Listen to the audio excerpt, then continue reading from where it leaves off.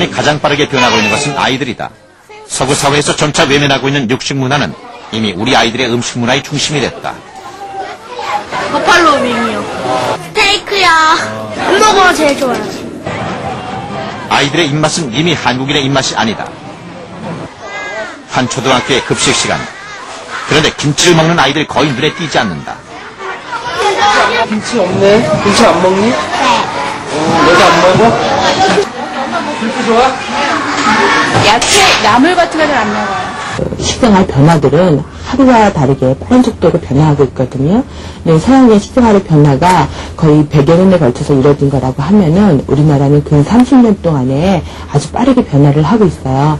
그런데 이제 그 피해는 지금의 어린 아이들이 아주 더 크게 받고 있다라고 볼 수가 있어요. 햄버거하고 짜장면하고요, 라면하고요, 그리고 불고기요. 계란은? 계란도 좋아요. 그런데 그 옆에 우유 먹네? 왜 물 안 먹고 우유 마셔?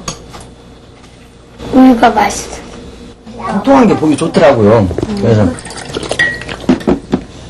보기의 식탁에선 거의 한 끼도 육류와 유제품이 빠지는 날이 없다. 최근 들어 자주 두통을 호소했기 때문이다. 그런데 생각지도 못한 검사 결과가 나왔다. 콜레스테롤 수치가 무려 261. 대개 2살 넘어서 성인 전까지는 140에서 160이 해당하죠, 콜레스테롤이. 근데 지금 콜레스테롤이 261은 너무나 육식 문화에 대한 반성과 함께 최근 논쟁의 중심으로 떠오르고 있는 또 다른 음식. 그것은 바로 우유다. 일본을 비롯 육식 문화의 본산지인 미국 내에서도 우유를 반대하는 목소리는 점점 적극성을 띄어가고 있다. 놀라운 것은 그 선봉에 서 있는 사람들이 학자들이란 사실이다. 칼슘과 단백질이 풍부해 완전식품으로 알려져 왔던 우유. 그런데도 우유에 대해 논쟁이 벌어지는 이유는 무엇일까? 5,000명의 의사들이 소속돼 있는 책임있는 의료를 위한 의사회.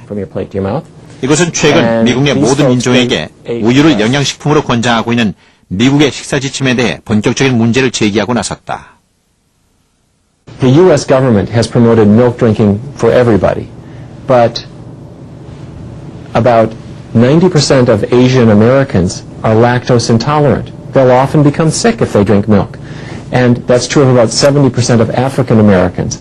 But if you look at Caucasians, only about 15% of them are lactose intolerant, and apparently they're the ones trying to make the rules. That's bias, and that shouldn't be allowed. 우유의 칼슘 흡수율을 높이는 것은 유당이다. 그런데 문제는 인종에 따라 유당을 소화하는 효소가 몸에서 만들어지지 않을 수도 있다고 한다. 특히 농경세회를 거쳐온 동양인들은 상당수가 유당 소화 효소가 분비되지 않는다. What you do is, if you're lactose intolerant, you get used to a little bit of cramping if you drink milk. So, if I was lactose intolerant and I drank a glass of milk, nothing terrible would happen, but I would get some diarrhea and I would get some cramping. But I would never get lactase, the enzyme back. 우리나라 사람들이 일찌감치 이제 유목민족에서 농경민족으로 넘어온 우유, 소위 엄마들 먹고 다는 저도 안 먹은 거죠. 저 친구들은 이제 말 타고 다니면서 양전 먹고 뭐 소련 먹고 계속 하잖아요. 유당 소화 효소가 없는 사람이 소량의 우유를 계속 마시면 조금씩 익숙해질 수 있지만 소화 효소는 다시 생기지 않는다고 한다. 그런데도 다인종 국가인 미국 정부가 식사 지침에 계속 우유를 포함시키는 이유는 무엇일까? The issue is a very simple one. We overproduce food in this country. Milk is the dairy lobby, and the dairy industry in the United States has worked very hard for many, many years to try to convince people that milk is an essential food. And it always shows up in government guidelines as its own group, its own food group. 식사 지침을 제정하는 과정에서 낙농업계와 관련된 사람들이 다수 참여했다는 책임있는 의료를 위한 의사회의 주장은 법원에서 받아들여졌다. 또 다른 논쟁은 우유와 골다공증의 관계. 기존의 영양학은 우유를 골다공증 예방에 가장 좋은 식품으로 꼽아왔다. 나이가 들면서 뼈 속에서 자연적으로 빠져나가는 칼슘을 우유를 통해 보충한다는 생각이었다. 그러나 우유를 반대하는 학자들은 이를 부정하고 있다. If you drink enough milk, you'll have very strong bones. Well, that's no more true than saying if you eat a lot of brains, you'll be smarter. It really doesn't work out that way. 이들이 내세우는 근거는 우유를 많이 섭취하는 국가일수록 골다공증 발생 비율이 높다는 사실이다. So if milk is such a perfect food and is supposed to make our bones that strong, then why, I have to ask, it's just a question, then why are there so many millions of elderly people at risk of osteoporosis who have been raised on drinking cow's milk virtually every day of their life? 하버드 대학은 지난 97년 우유와 골다공증의 관계를 밝히기 위한 12년간의 방대한 연구 결과를 발표했다. 조사 인원은 무려 7만 7천여 명. 이들은 우유를 하루에 2잔 이상 마시는 그룹과 거의 마시지 않는 두 그룹으로 나눠졌다. 그런데 12년 후 뜻밖에도 우유를 더 많이 마신 그룹에서 골절 발생률이 오히려 높은 것으로 나타났다. 왜 이런 결과가 생긴 걸까? What we're looking at is the primary cause of osteoporosis is acid. Acid in the food. And hard cheeses are very much full of acid, and so are eggs and fish and shellfish and chicken and beef. These are very high acid foods.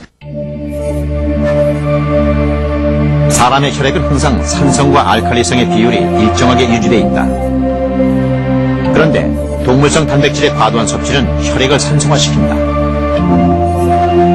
혈액의 산성화는 우리 몸에서 위험시효다.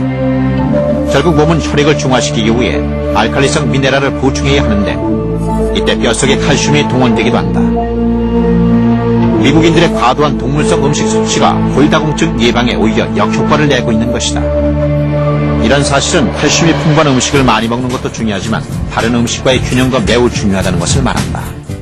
칼슘ってなぜ言うのかというと、大事なのはカルシウムとマグネシウムのバランスを考えなくちゃいけない。2対1ぐらいでカルシウム取りすぎちゃいけないんですよ。むしろ大事なのはマグネシウムをしっかり取るという。マグネシウムは米ぬかとかね、大豆のあれだ、豆だとか麦の胚芽とか緑黄野菜に含まれている。そういうものの取り方が減っていることから骨が弱くなる。 가축들에게 투여되는 약물의 양은 어느 정도나 될까? 미 과학자 협회는 최근 이에 관한 놀라운 보고서를 발표했다. What we found was fairly astonishing. We found 70% of all antibiotics, antimicrobials produced in the U.S. go to feed animals, healthy animals, for things like growth promotion. That figure is 8 times higher than the amount given. 통밀빵 아니에요? 통밀빵은 아니에요? 그날 이후 보기 엄마는 장을 보는 습관부터 달라졌다. 야채도 가급적 유기농으로 선택했으며 밥의 색깔은 점점 짙어져 갔다. 그로부터 한 달 후 보기네 가족이 찾은 곳은 한 채식 식당이었다. 그런데 뭔가 맛있어? 아 맛있어? 그래? 어느새 보규에게서 눈에 띄는 변화가 시작되고 있었다. 이거 다 손으로 만든 거야. 보규가 진짜. 조리하지 않은 생두부를 맛있게 먹기 시작한 것이다. 맛있지 그래도. 주마스 뷔페에서 밥 먹는 거 보니까 옛날하고 확 틀리네요. 정말 많이. 그전에는 뭐 이런 거 아예 젓가락도 대지도 않았거든요. 보규의 입맛은 빠른 속도로 되돌아왔다. 그렇다면 몸은 어떻게 변했을까? 보규가 다시 병원을 찾은 것은 식탁의 변화가 시작된 지 6개월 만이었다. 전번에 비해서는 아주 드라마틱하게 260여 개였던 콜레스테롤이 확 떨어져서 거의 100으로 떨어져요. 172.